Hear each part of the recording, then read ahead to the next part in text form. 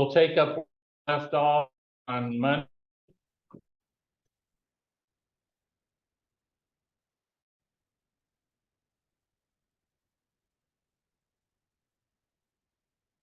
Now we're going to get into functions and relations. Okay. A big part of what we're about to do has to do with language. Okay. And manipulation of symbols that may be a little different from what you're used to. So let's go into these. A relation is just any equation. Okay. A function is a specialized equation that meets some extra requirements. Let me give you an example.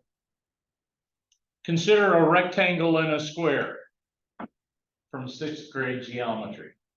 Okay. If you remember the requirements of a rectangle, is the two sides this way had to be the same, the two sides this way had to be the same. Right? And all four angles had to be right angles. Do you recall that? For a rectangle. Now, let's consider a square. What's the difference in the requirements on a square? Both sides have to still be parallel, opposite sides. All four angles still have to be right angles. But a square has one more requirement that a rectangle doesn't have. What's that one more requirement? That all four sides have to be the same length. Okay? The rectangle, the opposite sides have to be the same, but not all four. So the rectangle is, the square is just a little bit more specialized. That's kind of the difference in a relation and a function. We have some specialized requirements on an equation before we can call it a function. Okay, we're going to learn to use function notation. We're going to be doing some other stuff along with that. Here's the definition of a relation. A set of ordered pairs is called a relation in X and Y. In other words, what this is saying, if you put in some X value, you will get a resulting Y value. Okay, with whatever the equation is. You put in a X value, you will get out a Y value. Now, the set of X values in the ordered pair are called the domain. Okay, that's important. Now, we've been dealing with interval notation, saying what possible X values could be on a problem, right? And we've even graphed that showing what possible X values could be on that horizontal axis. Well, the domain is kind of related to the Spanish word domain, and that's the home base of all values. It's the set of all possible values. Now, so the set of X values is called the domain. The set of Y values are called the range. Now, keep in mind, domain is X values, range is Y values. Okay. Now, if we look this, they ask me to write the domain. Well, it's just a set of X values. Okay, of this problem right here, of this set. Whoops. Okay, I had to write the ordered pairs. X is 3, Y is -4, -2, 0. Those are the ordered pairs. The domain is the set of only X values, -3, -2, 5, and 1. Okay. If we had a set in here, the same number would listed twice, we would still only list it once here. Is 4, 0, and 3. Notice we don't list 0 twice. So that's the range.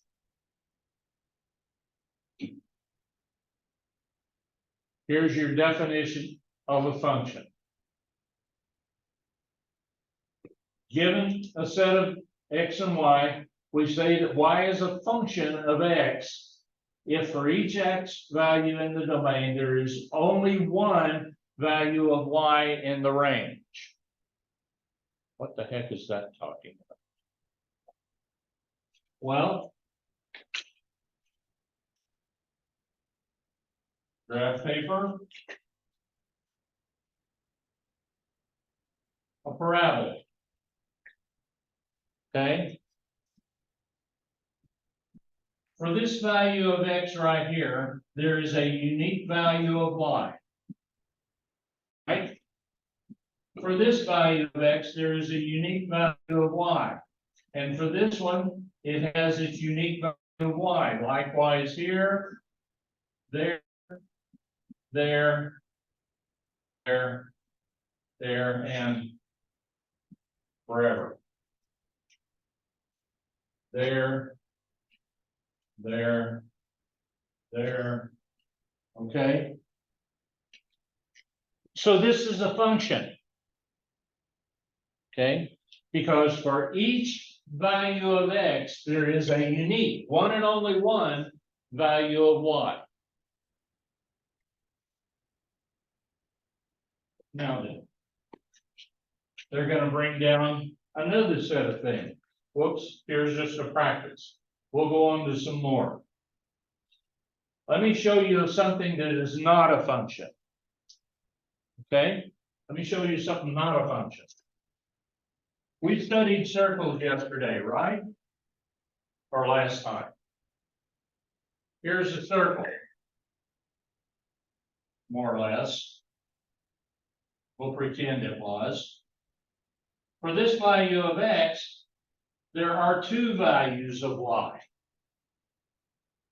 Because of that, and likewise here and here, here and here, here, and so on. Because of that, that circle is not a function by the definition of function, because it has multiple y values for the singular x value. Okay. And I'm jumping ahead. We'll come to this a little bit later. There's something called the vertical line test that you can use on graphs to determine if it's a function. Only hits in one place.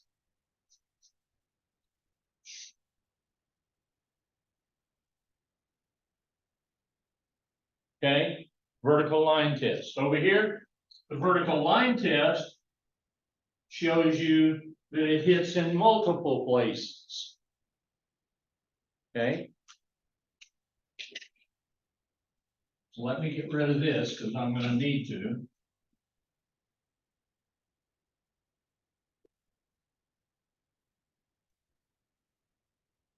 Now, here's a set of points.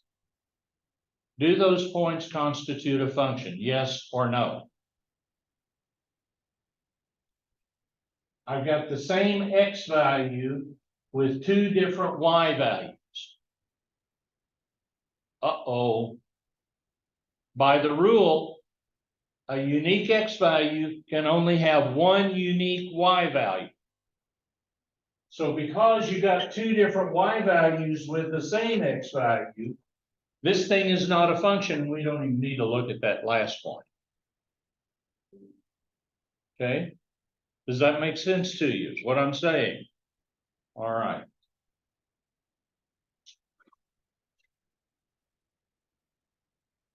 Okay, this set.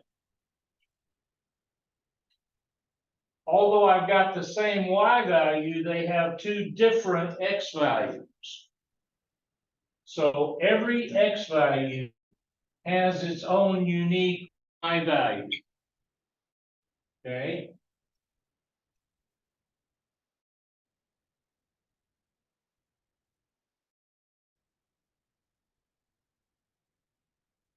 Well, here's some more we can do that with. Anyone need me to go over these individually? I will if you wish. Okay.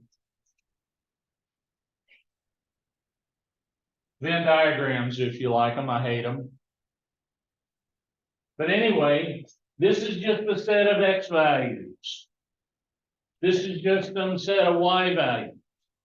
This 2 is paired with that -2. This 6 is paired with that 6. This whatever it is paired with that whatever it is. Okay.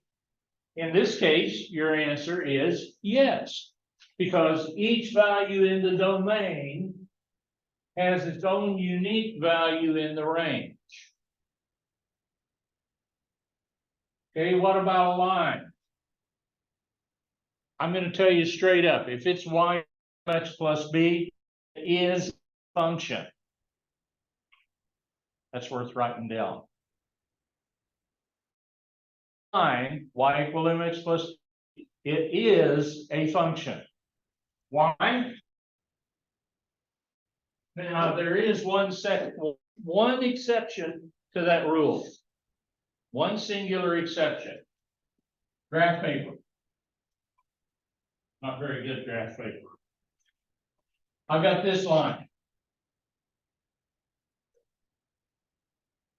One singular x value for each unique y value. Okay?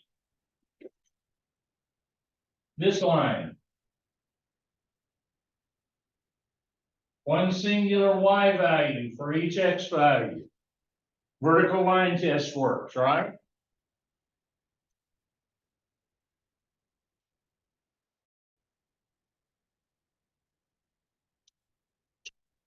Still yet. One y value for each x value. Okay?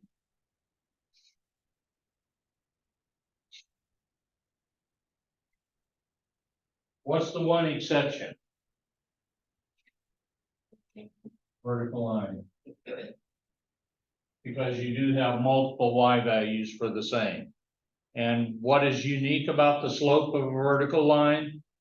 It is undefined, if you recall.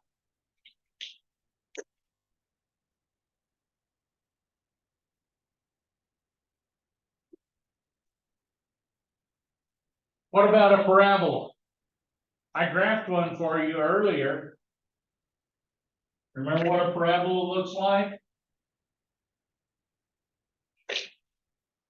This. It could be like this. Okay. It could even be like this, where it never touches the x-axis. Okay. Guess what? On these, you get imaginary values.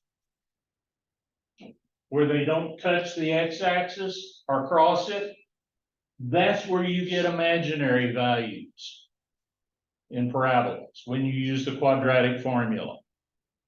Okay.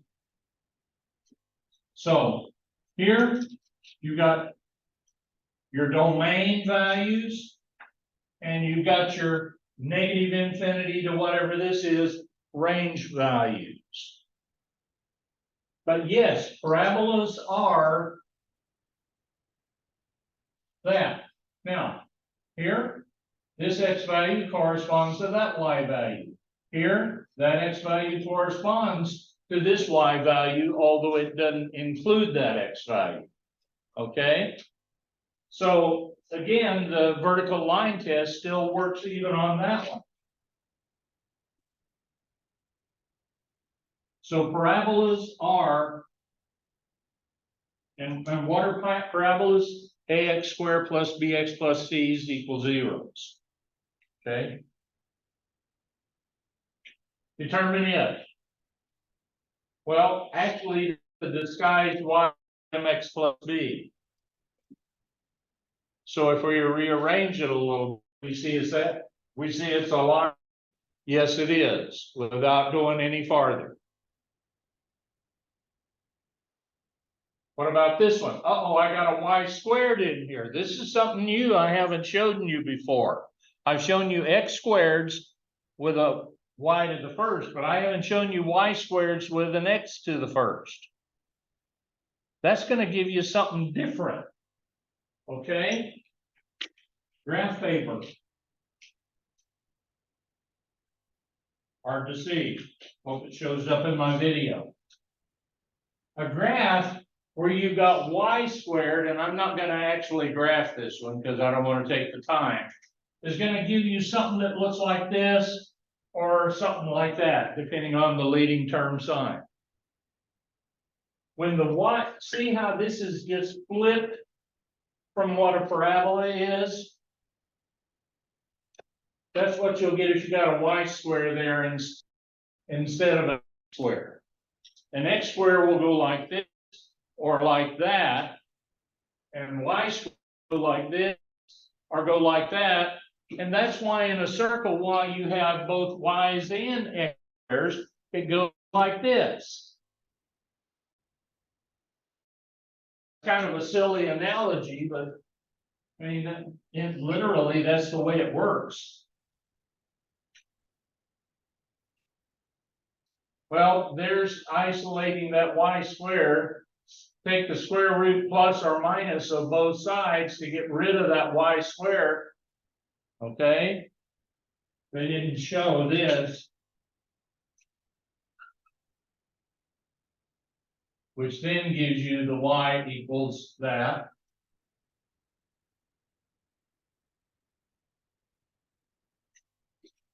Now then, because of this plus or minus, that means you're going to have two y values for an x value. If I put 3 in here, 7 minus 3 is 4, right?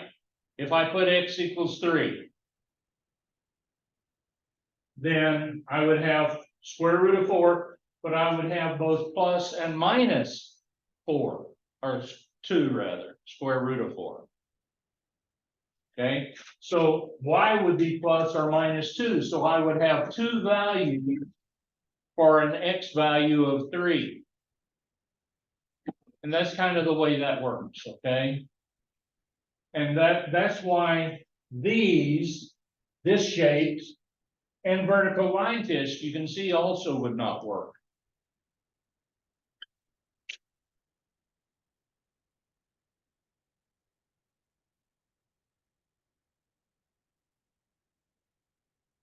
So it's not a function. Okay, this one, cubes have a characteristic. Okay, I need to back up. I haven't taught you this. You got a page of graphs in your packet that show characteristic graphs for different kinds of equations. Okay. Now, that page, and I'm not sure what page number it is. What? 29. 29, thank you. Look what it is for x cubed. Y equals x cubed. If you look at y equals x cubed, then, and it doesn't matter what I got out here, then what you're going to get on a graph paper is something that starts at the bottom and goes forever, comes up to the x-axis and goes up, unless there are modifiers out here that shift it left, right, up, down, steeper, shallower, you know, that kind of thing. It's just a basic functional thing. Now, just like on this one, we had a difference of this and that, whether the x was squared or the y was squared. Over here, if we have y cubed equals x, instead, x equals y cubed, I'm going to put it that way. And in that case, you're going to have something like that. Basically, rotated 90 degrees. Okay. And that's a common characteristic throughout the system. Okay. And by the way, this compared to that are inverses of each other. And we'll talk more about that later. Okay. They're inverses of each other. So anyway, is this one that even with the 7, all the 7 does is shift this thing up or down, changes the y-intercept from here to here. Okay. Now, is this thing a function? No, it is not. Well, or wait a minute. It still is. Because there's no place where you have 2 y's lined up at the same point for the same. Is that one a function still? Yes, because the vertical line test, no way does it happen at the same 2 y values for the same x. So these cubes are pretty much functions automatically. The squares, it depends on where the square is.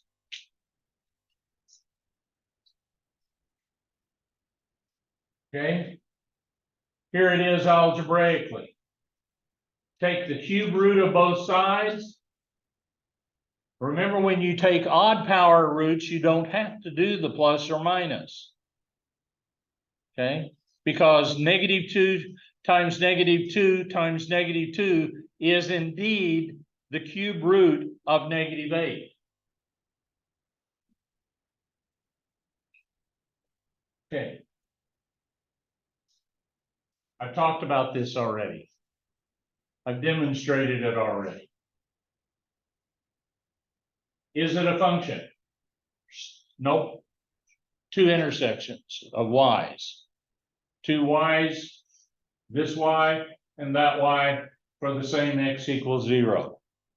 So it is not a function. Whoops, what about that? Well, we apply the vertical line test. By the way, this is an absolute value that makes a v. Okay. Yeah, it is. Because each x has its own unique y. What about that? Now, that's a composite picture. That's actually made up of 2 separate equations with a union. Okay? Anything in this one and anything in that one. Now, the real, and based on this alone, the answer is no. Why? If you look at this picture in total, I have 2 y values for the same x value, although everywhere else it would appear to work. But this one is no because of that. Now I want to show you something else about that equation. What this is a restricted value equation.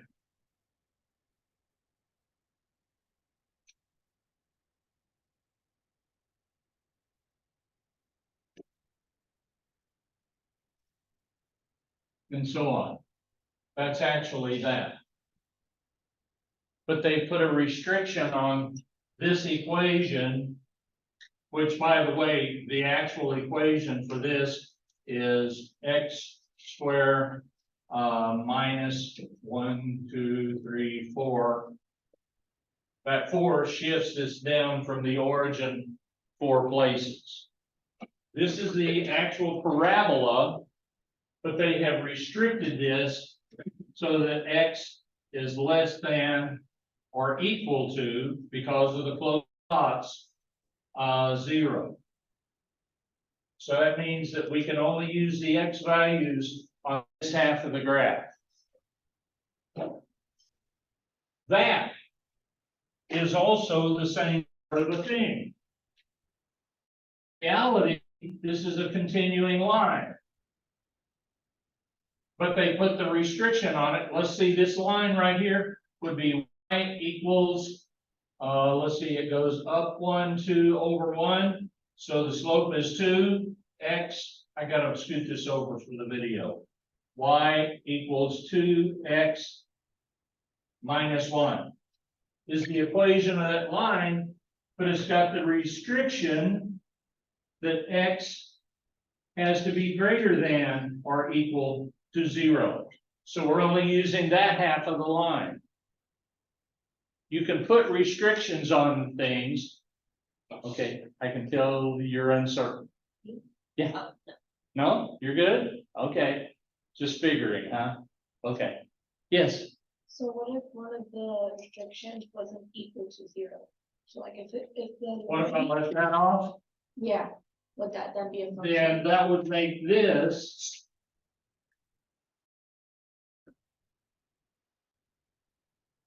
Or would it then be considered a function? And then it would be a function. It would be a function because x equals 0 is only found in one place. Good question, really good question.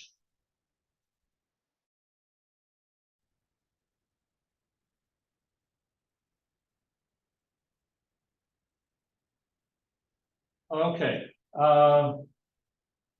function notation, function junction sounds like mathematics rock. Okay. You see this f right here, f of -3. Well, this whole notation right here says f of x is that. What if we had a y here or we had a 0 there? Would that be any big deal to you? It would be a big deal? Okay. If I had 0 here, you'd factor that, solve it for x. If I had a y here, you'd still work it essentially the same way, except your answer would be y equals. Okay. Now, when we put the 0 here, what we are saying is that y is 0 on the graph. That makes our answers on the x-axis, which we've been doing all along. Now, this notation means when you see f of x, anytime you see f of x, this is worth writing down. You see f of x, you think y. It's that simple. You see f of x, you think y. What that means is the resulting answer of this equation for that value of x is whatever. What this means, this notation, means that we are going to use a substitution value of -3. This means we are going to use a substitution value of radical 2. And a substitution value of a and a substitution value of 3 plus x. Well, let's do those. Here in the equation, I replace with this substitution value, and then I simplify, and I get an answer of 28. So if I choose an x value of -3, the resulting y value is 28. That's what this statement means. F of 3 equals 28 would be your final answer. Whoops, let me back up. What I want to see on your test, if you get this, is I want to see this. Oh, I better put the negative in there. That's the answer I want to see at the end. I want to see that label. Okay. Now, let's go to the radical one. We're replacing the x's with radicals. The first one is squared, the second one is not. We square the square root, and we get a 2, which gives us a 4 there eventually. Whoops. They didn't finish this one. or they didn't show the steps. This would give you 4 here. This would give you -3 square root of 2. 4 plus 1 is 5, minus -3 square root of 2. So we would write f of radical 2 equals that.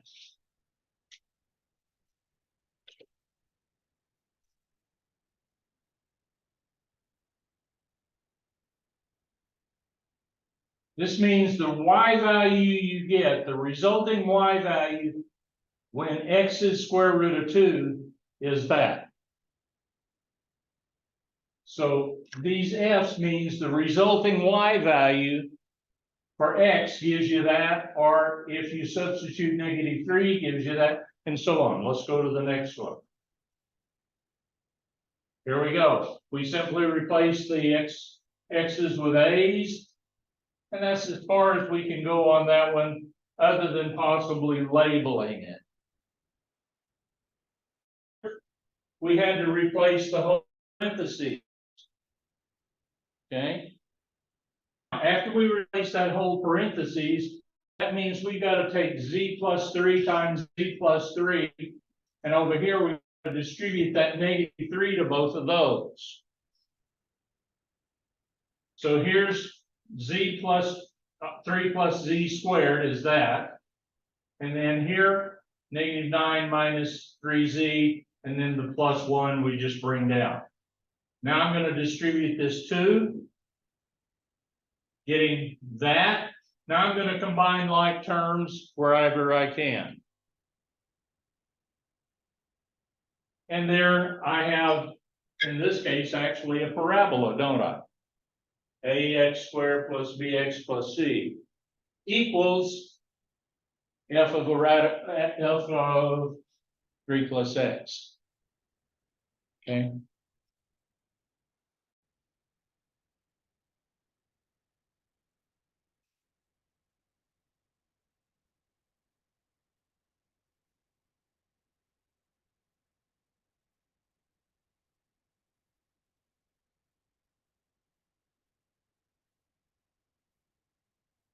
Okay, it looks like everyone's pretty much through.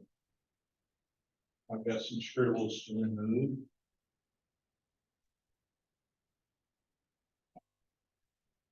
Okay, these problems are just more of the same.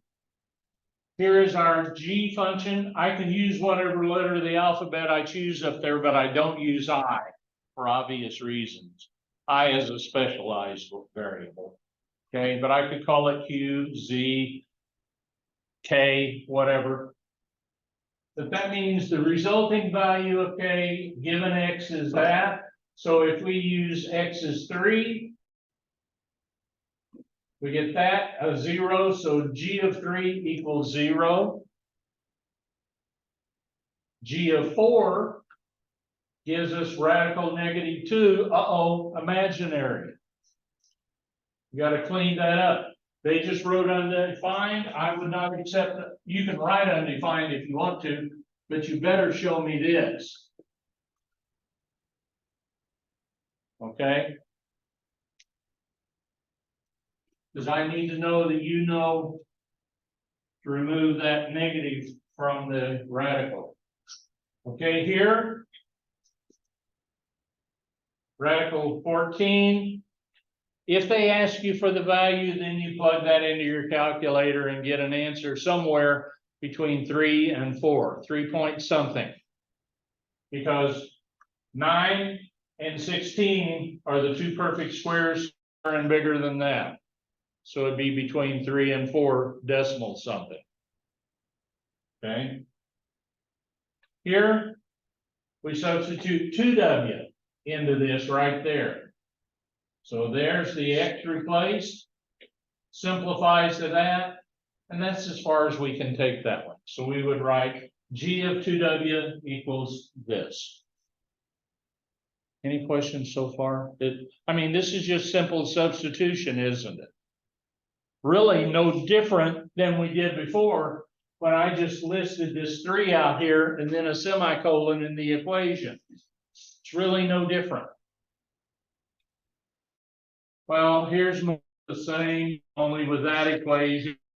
We're going to skip over those and keep going.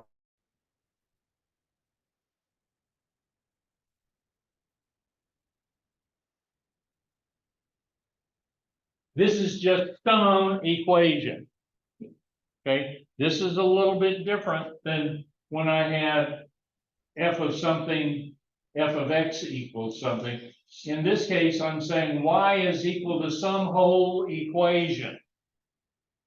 Okay. Now, in this case, what if f of x equals 0? Notice I didn't give a replacement value here. What if this is equal to 0? Well, f of 0 is the y-intercept, because that simply means x is 0. Let's look at this. F of x equals that. We want the y-intercept.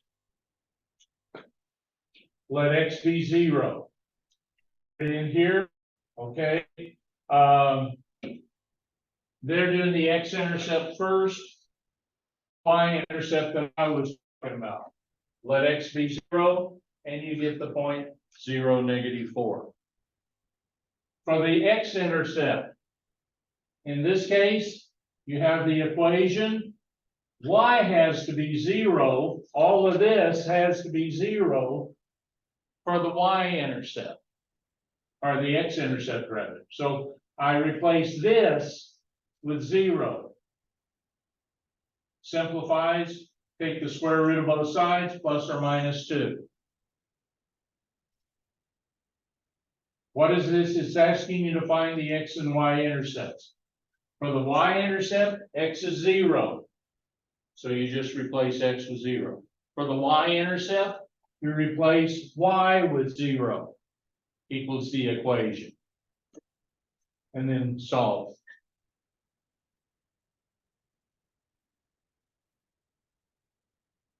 Okay, find the x and y intercepts again. Okay. I'm about to do some thinking here. Remember, because this absolute value, we're going to eventually have to do plus or minus. But we got to clean it up first before we can do that absolute value. Okay. Well, given this equation, once again, if we let x equal 0, absolute value of 0 is 0, answer is 3. So you get 3, 0. Here, I'm substituting y equals 0. I take the 3 on the other side. I divide both sides by a negative. And so I end up with the plus or minus 3.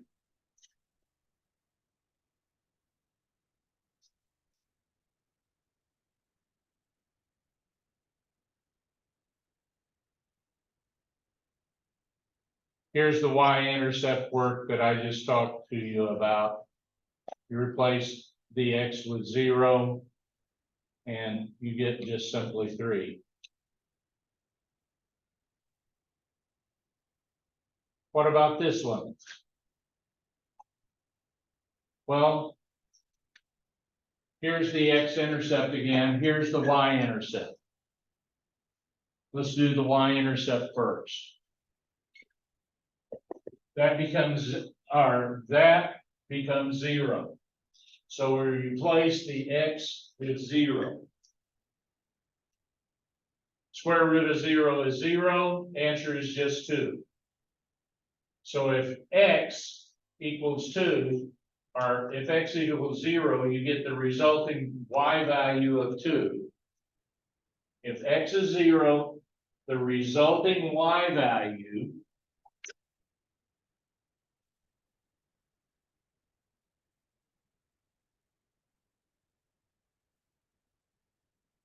okay, so there's your y-intercept. Right there. the x-intercept. We're letting this become 0. Right there. So, see, all of this together is y. That by itself is an x replacement value. But all of this together is y. So if we let y be 0 for the x-intercept, because the x-intercept has to be a y value of 0 because it's the x-axis, that's why we have this 0. So we start solving this, we take the 2 on the other, they took the radical x on the other side. That was easier. Now they're going to square both sides. And that's how they got this resulting 4.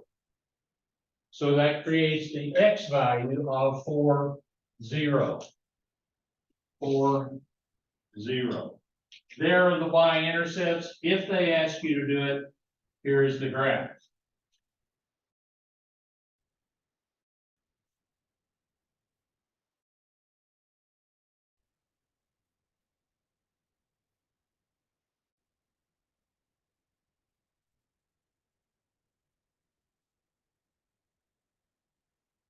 Now, we are at a very good stopping place. Okay, we're at a very good stopping place right now before I kind of bring up a next topic. So we'll stop right here for today. Have a great weekend. Let me look here.